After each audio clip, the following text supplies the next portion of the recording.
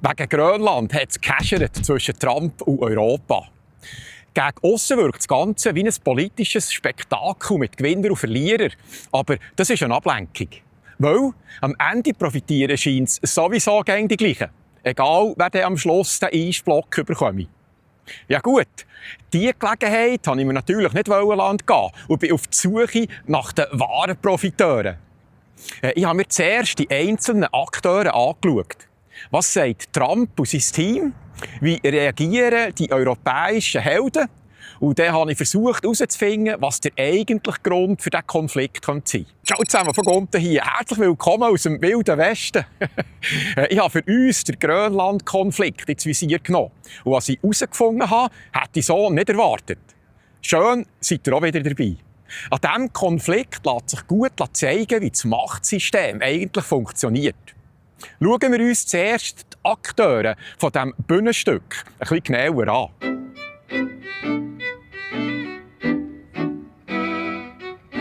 Der Donald Trump sagt, Grönland sei entscheidend für die Sicherheit der USA. Die geografische Lage zwischen dem amerikanischen Kontinent, Russland, aber auch China, mache Grönland besonders wichtig. Wir brauchen Grönland aus strategischen Sicherheitsgründen. Für die Sicherheit der USA, aber auch für die internationale Sicherheit. Diese weitgehend ungesicherte Insel gehört geografisch zu Nordamerika. Aus dieser Sicht ist Grönland ein zentrales Sicherheitsinteresse der Vereinigten Staaten. Die USA verfolgen seit über 100 Jahren das Ziel, äußere Bedrohungen aus ihrer Hemisphäre fernzuhalten. Genau deshalb haben amerikanische Präsidenten seit fast 200 Jahren immer wieder versucht, Grönland zu kaufen. For nearly 2 centuries. For 2 centuries they've been trying to do it. Am besten sieht man das, wenn man den Globus von oben anschaut. Der auffällig kürzeste Weg für einen Raketenangriff von Russland oder von China auf Amerika ist via die Arktis. Darum sind Grönland heute wichtiger denn je. Es liegt ungeschützt an einem strategisch wichtigen Ort, genau zwischen den Vereinigten Staaten, Russland und China, mittendrin. Er begründet das mit modernen Raketen und neuen Waffensystemen. Das hat der arktische Raum zu einem sicherheitspolitischen Schlüsselgebiet gemacht. Trump sagt, kein anderes Land sei realistisch in der Lage, Grönland zu verteidigen. Das können nur die USA. Die wollen nämlich dort ihr neues Raketen-, Frühwarn- und Abwehrsystem aufbauen. Er sagt dem der Golden Dome, auf Deutsch der goldige Schutzschirm. Wer dort stationiert ist, kann die Raketen vom anderen früher abschiessen. Tatsache ist, kein Land oder Bündnis ist wirklich in der Lage, Grönland zu schützen. Das können nur die USA. Zur Begründung sagt Trump, dass im Zweiten Weltkrieg Dänemark am 9. April 1940 von Deutschland ist angegriffen wurde. Und nach weniger als 6 Stunden hat die dänische Regierung kapituliert. Das hat man schon im Zweiten Weltkrieg gesehen. Dänemark fiel nach nur 6 Stunden an Deutschland und war nicht in der Lage, sich selbst oder Grönland zu verteidigen. Der Scott Bessent, der US-Finanzminister, bringt noch eine zusätzliche Ebene ins Spiel. Die USA haben seit 1980 rund 22 Billionen Dollar mehr für Verteidigung ausgegeben als alle anderen NATO-Staaten zusammen. Dabei haben die USA ungefähr gleich viele Einwohner. Diese 22 Billionen entsprechen etwa 2/3 der gesamten US-Staatsverschuldung. Wenn man diese Logik weiterdenkt, entsteht ein klares Bild. Er sagt sinngemäss, wir zahlen seit Jahrzehnten den grössten Teil der Sicherheitskosten. Wir stellen im Ernstfall auch die militärischen Truppen. Und darum verlangen wir jetzt auch etwas im Gegenzug. Insgesamt sind die Aussagen von Trumps ganzem Team inhaltlich konsistent. Stellvertretend nochmal der Scott Bessent.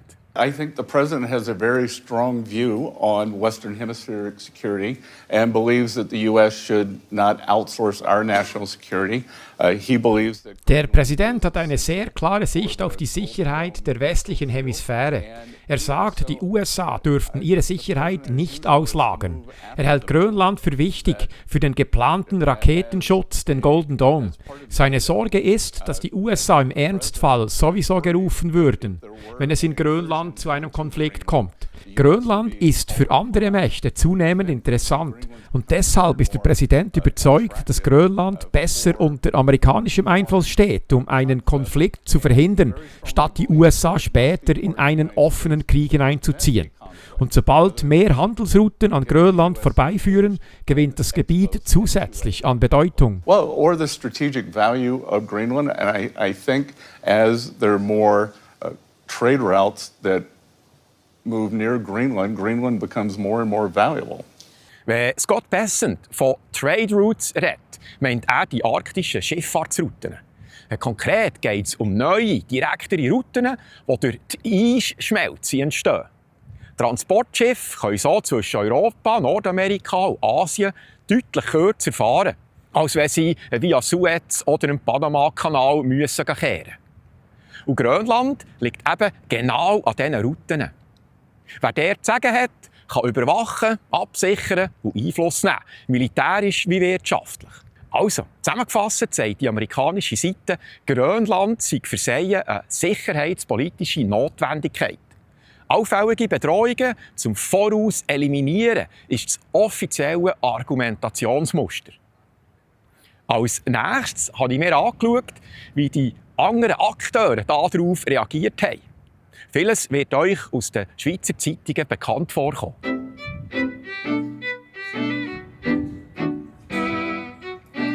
In Europa lösen Trumps Aussagen deutliche Reaktionen aus.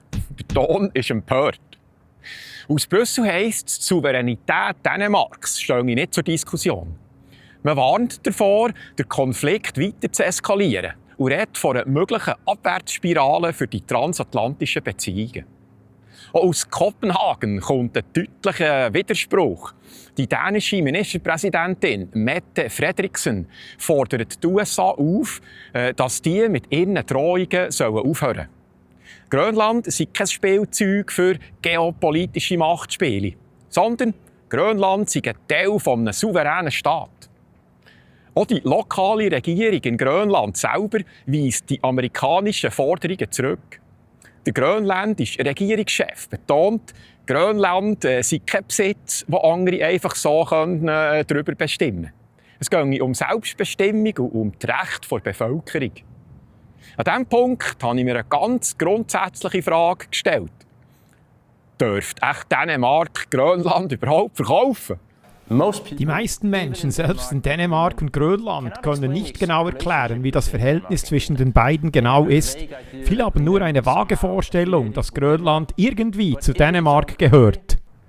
Grönland gehört zwar juristisch zu Dänemark, aber seit dem Selbstverwaltungsgesetz von 2009 regelt heute Grönland viel selber.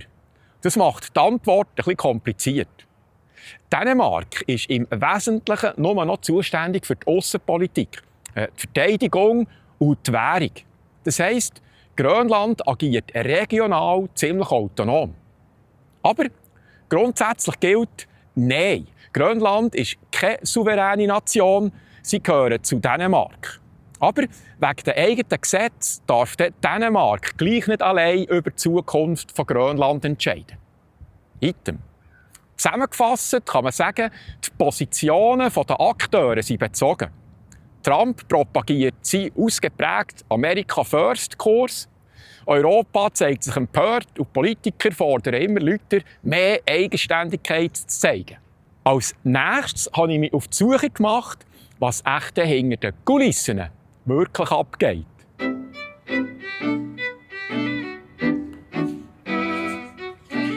Vor der Gründung betrachtet geht es im Kern um Grönland vor allem um 3 Punkte. Und das scheinen die Amis nicht einmal gross zu verheimlichen. Erstens geht es um die strategische Lage im hohen Norden, vor allem im Zusammenhang mit Frühwarnsystemen und militärischer Präsenz in der Arktis. Zweitens geht es auch um die Kontrolle über neue Schifffahrtsrouten. Und drittens um den Zugang zu Rohstoffen wie seltene Erde, Öl und Gas. Aber jetzt gibt es eben scheinbar noch eine übergeordnete Ebene. Wenn ich die Bücher lese von Tom Regenauer, Mel Kay oder James Corbett, dann komme ich immer wieder zum Schluss, dass die nationalen Regierungen gar nicht die oberste Entscheidungsebene ist. Die sind maximal mittleres Management, könnte man ein bisschen despektierlich sagen. Der Simon Dixon sagt es so. I think people have a very misguided understanding of. Viele Menschen haben ein falsches Bild davon, wie Macht wirklich funktioniert. Sie glauben, der Staat und die Regierung treffen die eigentlichen Entscheidungen. So wie ich das sehe, ist das oft nicht so. Der Staat dient einerseits dazu, vorne zu stehen, um den ganzen Ärger der Bevölkerung abzubekommen. Andererseits ist seine Aufgabe, Geld zu verteilen, und zwar dorthin, wo die eigentlichen Machthaber es haben wollen. Their lobby wants it to go. Okay, wenn man das Bild jetzt ernst nimmt, dann stellt sich mir eine Frage ganz besonders. Wenn es solche übergeordnete Machtstrukturen gibt, und das habe ich während der Corona-Zeit ja schon geglaubt, weil dann war die Gleichschaltung ja offensichtlich gewesen. Aber warum sieht man denn jetzt wieder so viel Gestürm? Trump gegen Europa, Europa gegen Trump, Kanada gegen Trump, Trump gegen Venezuela etc. Das wirkt auch nicht wie eine einheitliche Steuerung. Der Simon Dixon erklärt in einem Interview ausführlich, wieso das Ganze eben doch koordiniert ist. Hier ein kurzer Ausschnitt. Each block is basically already getting what they want. Im Grunde bekommt jeder Machtblock bereits das, was er will. China bekommt, was es braucht, auf dem Weg zur nächsten Großmacht und kann seine neue Seidenstraßenstrategie weiterverfolgen. Die USA bekommen Venezuela, die Hälfte der Ukraine und sehr wahrscheinlich auch Zugang zu Grönland. Russland sichert sich Einfluss in der restlichen Ukraine und Iran wird stärker in die Zusammenarbeit mit China eingebunden.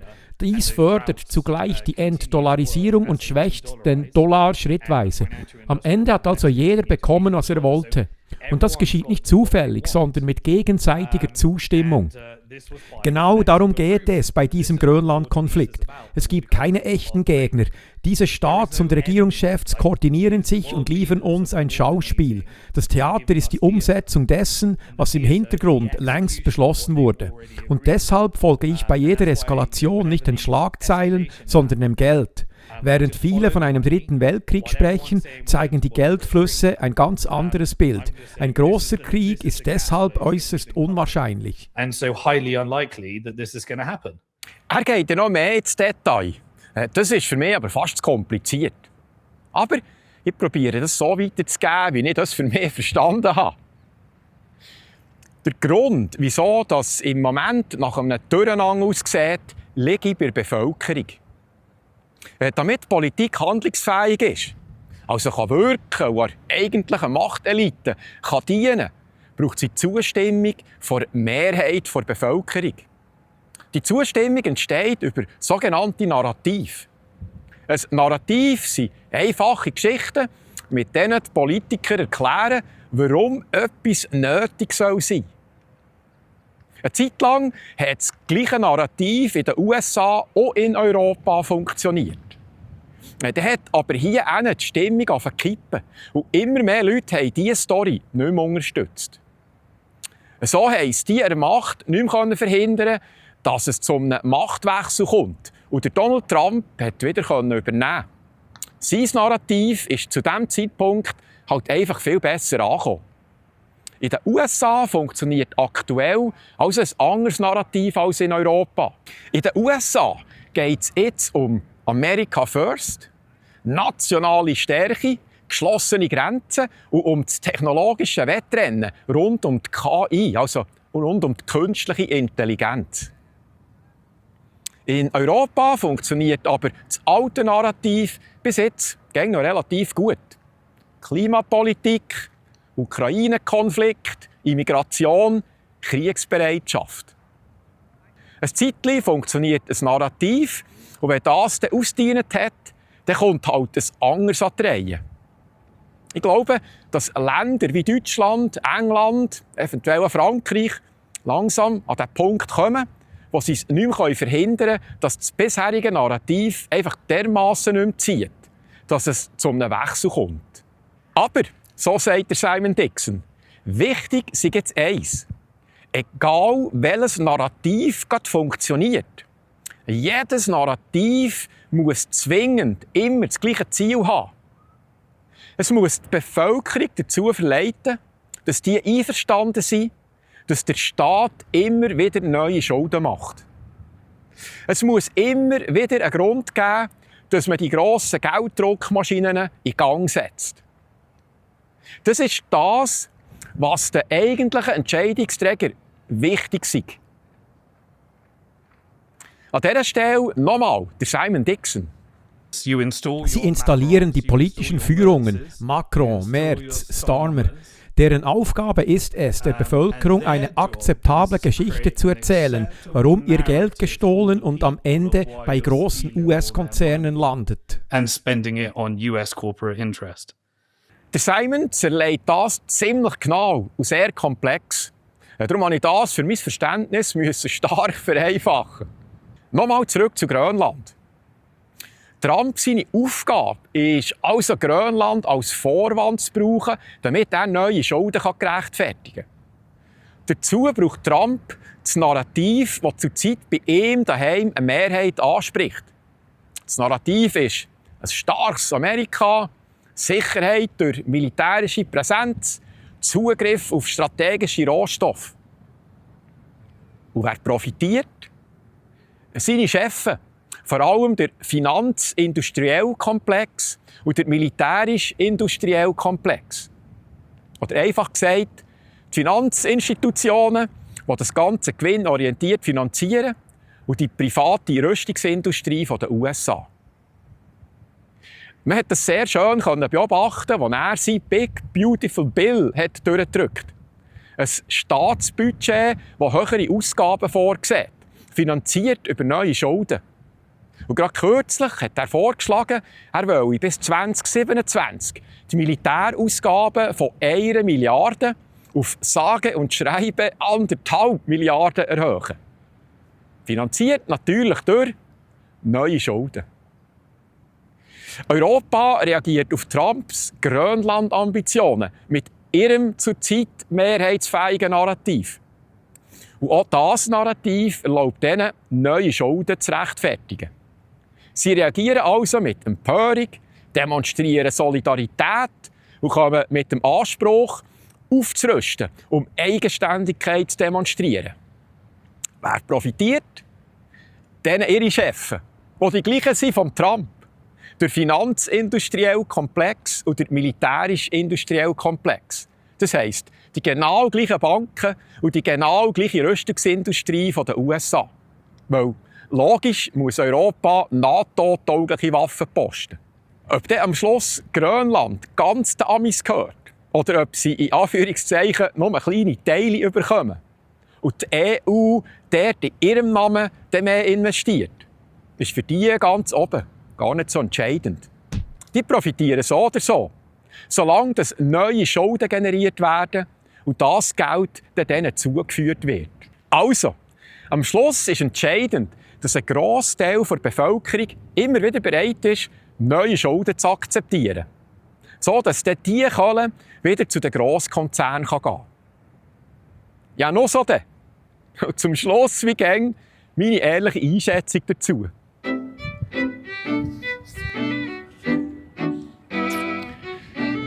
Bei mir ist dank dieser Grönland-Recherche das 20 runtergefallen, wie die ganz oben unsere Politik und Politiker dazu bringen, wie sie uns das Geld abläscheln können.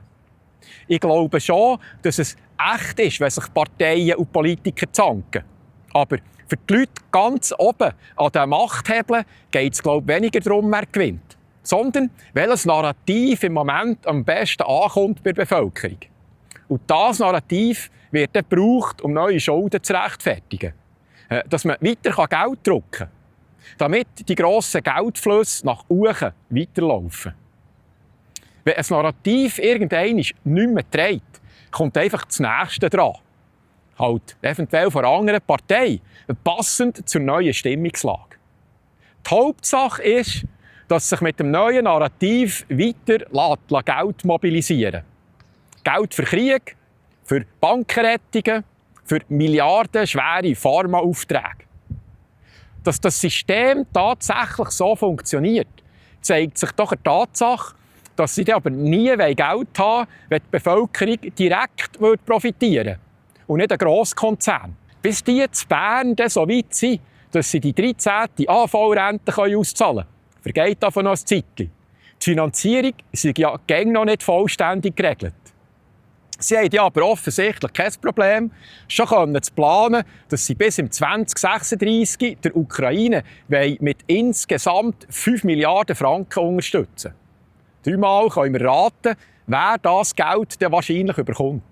Die Lösung? Eine Lösung ist, dass wir uns gäng mehr auch wieder lokal orientieren. Das Fleisch oder das Gemüse direkt beim Bauer kaufen. Allgemein das Zeug wieder beim Dorflädeli posten. Und so viel wie möglich mit Bargeld blechen. Weil, ihr wisst ja, hier ein Räppli, dort ein Räppli, gibt am Schluss ein Zipfelkäppli. Oder anders gesagt, auch kleine Schritte bringen uns gängli näher ans Ziel.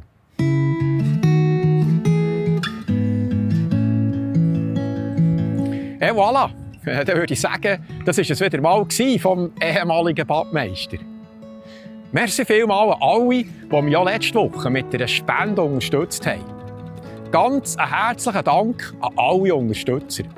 Ihr findet Spendeninfos unter www.vogunten.ch oder auch im Beschreibungstext von jedem Video. Also, merci fürs Zuschauen. Wir sehen uns nächste Woche wieder. Ich hoffe, ihr seid auch wieder dabei. Ich freue mich. Tschüss.